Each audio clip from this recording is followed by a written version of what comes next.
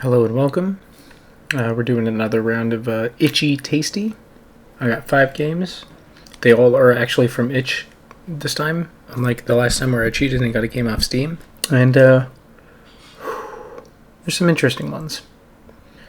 This will probably be a little bit shorter than the last one, but we'll see how it goes. Let's just get to it.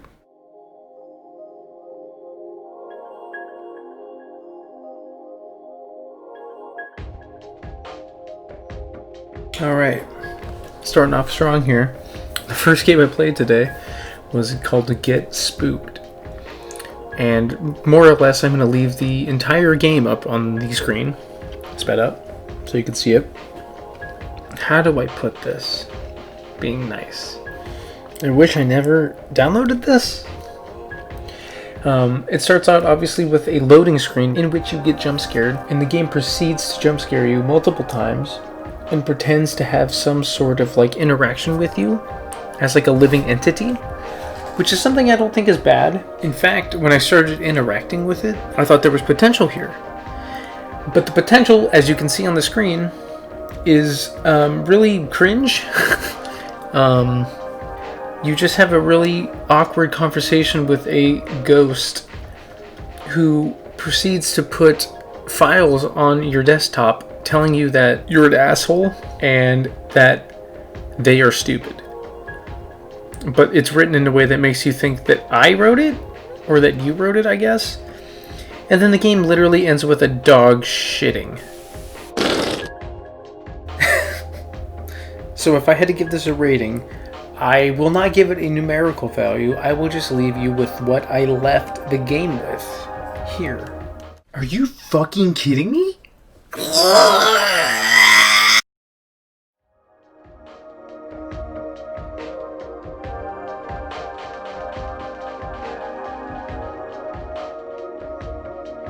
Okay, and the next game I played was called Goodnight, Bobby. Overall, this game was okay. It was made for a 2-minute horror jam, so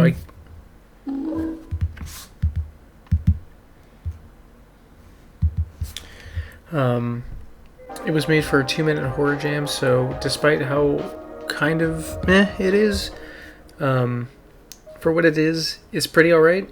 The atmosphere is really nice. The sound design specifically is very well done. The game takes place entirely in one bedroom with your son, Bobby, who is a needy little bastard and needs a bunch of things before he can feel comfortable to sleep. So it's basically, just you doing what he asks, trying to get the little fucker to go to bed, and it takes a nice little turn. A predictable turn, but it's still a nice one. The ending leaves a lot to be desired, I think, in how it's executed. But for what it's worth, it's a nice little jaunt into a conventional horror tale, but it's done well. I can't complain, really.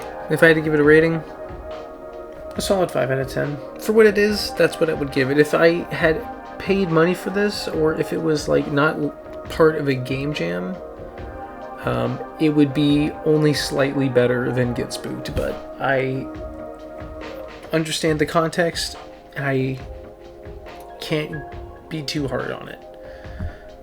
But yeah, that was a Goodnight, Bobby.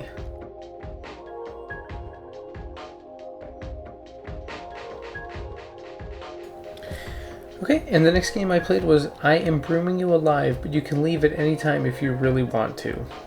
I downloaded this game specifically because of the title. I saw one screenshot and I loved the art style. I'm kind of glad I did. This wasn't a horror game specifically, but it was themed as such. It was mostly funny. You wake up in a cauldron being boiled alive to be turned into a delicious potion that this witch is going to brew you with. She doesn't really tell you what kind of potion it's going to be. She just specifically says an evil potion, which could mean anything. The whole game is you talking to this witch. You never really get to have any responsive dialogue, but she's very funny. She's a very endearing character. In this, what does it take to beat the game? Like 2 minutes? She has a lot of personality. You just spin in a circle, she changes position, she says something funny, and you can leave at any time if you really want to. I'm gonna give this one a 6.5 out of 10. If it was longer, it would be higher. And I feel like there's something hidden in this game. I might come back and try it again sometime, but I don't know, I might. I'll remember this one for sure a lot more than the other two. I'll say that much.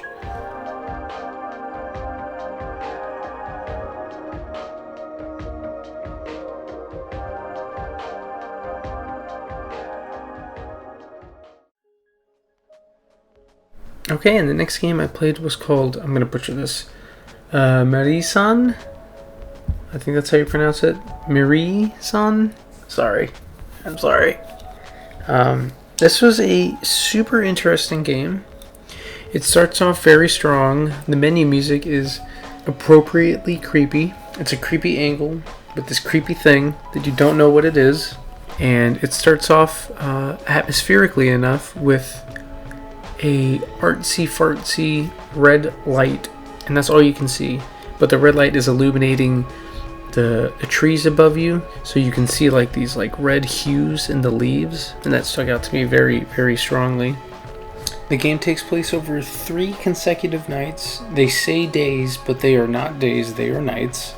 And the game starts proper in your room, and you're told to explore all the rooms in the house. It's a nice big empty house. Apparently your parents are not there. Your brother is nowhere to be found. The line that they use specifically is, "We don't know where he went," which I thought was very good. That's a very creepy way to put that he went missing. You look through all the rooms that you can. Some of them are locked. And inexplicably, you just remember that there's no food in the fridge. So you walk down the street to a convenience store, and you see this thing, which, if you watch the footage right here, scared the living fuck out of me. But unfortunately the moment was slightly diminished because you have this creepy thing that you have no idea what it is. It looks like a monster and you just have to walk by it, which is not a bad thing. Plenty of good horror games do this. But the thing that stuck out to me was that as you're instinctively very cautious to walk next to this thing, the character you're playing as simply says, "Huh, what's that thing?" Like, nonchalantly. When in reality, you can see it in my footage, I'm like, I don't want to get fucking near that thing. But you have to just walk by it, your character pays almost no mind to it, and then things only get worse from there. You get notes sent to you from this thing, you have to perform like a ritual to try to stop this thing. It follows very basic horror tropes and structures, but the game is well made, it's paced pretty well, and it's absolutely worth playing. And I would be doing you a disservice to not at least mention the sound design. For a small, short indie game, it's actually very good. There are several times when you're just like alone in the house and you just hear stuff off in the distance that gets your attention. And stuff like that is actually super hard to get done right. Sound design in a game is always important, but in a horror game, it's probably at its most important. And if you don't get sound design right, then you lose a lot of potential horror and scares. I will leave a small demonstration of what I believe to be a good example of the sound design for you here.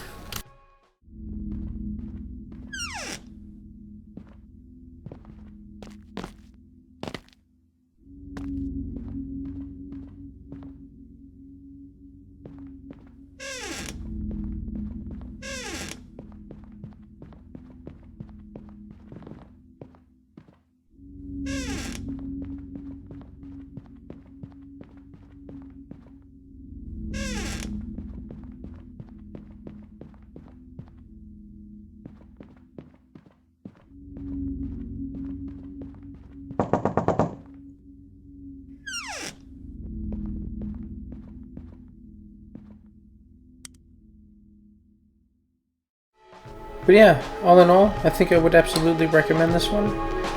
It's not going to be the scariest thing you've ever played. It's not going to be the scariest thing you've ever seen. But it's worth it. The atmosphere is nice. It's nice walking around that house. And there's a couple of really good jump moments. If that's what you're looking for in a horror game, some nice atmosphere and a couple of good jump scares, then this one's worth playing. There's more to the game than jump scares. In the second night, I think, there is a moment where in your brother's room there's something that happens to a painting, so it's a good gag.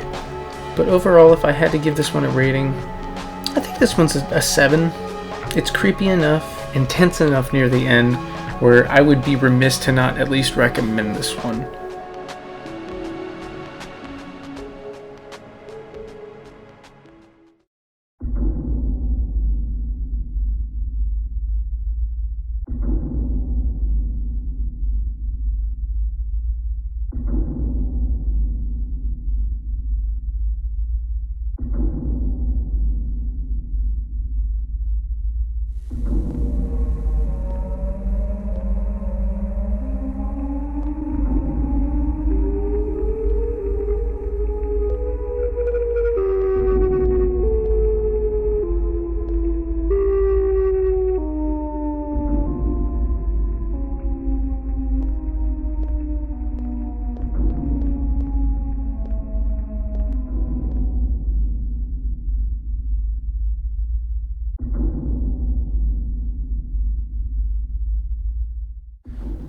Whew, boy, where do I even start with this one?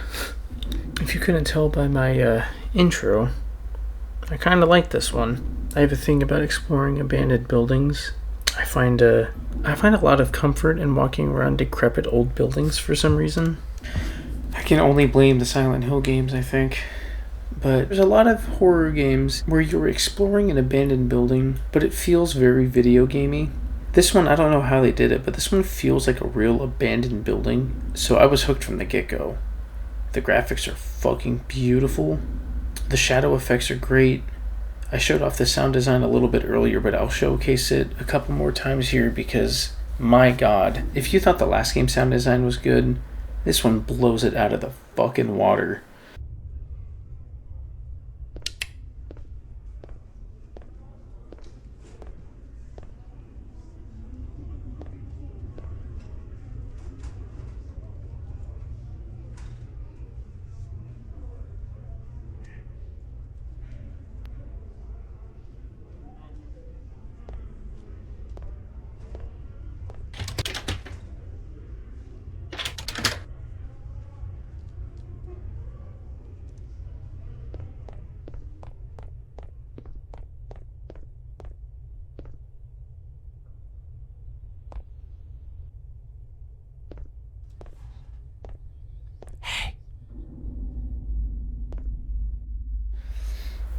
There's only two things in particular that I have an issue with when it comes to the sound design in this game. One is super minor. The school that you're walking in is huge. The hallways are massive, and you're the only one in them. Your footsteps don't really reverberate as much as they should. That bugged me for some reason. The other thing is a mild spoiler, so I won't go into too much detail.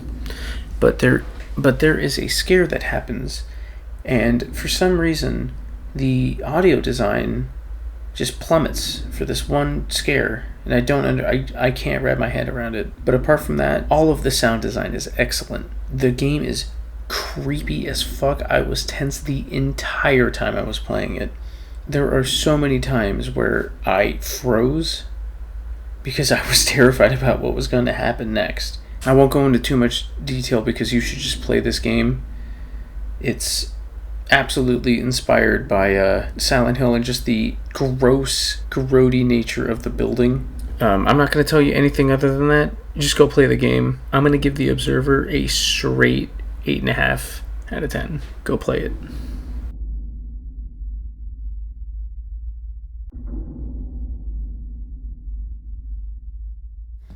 Tomato is a fruit, but that also a vegetable.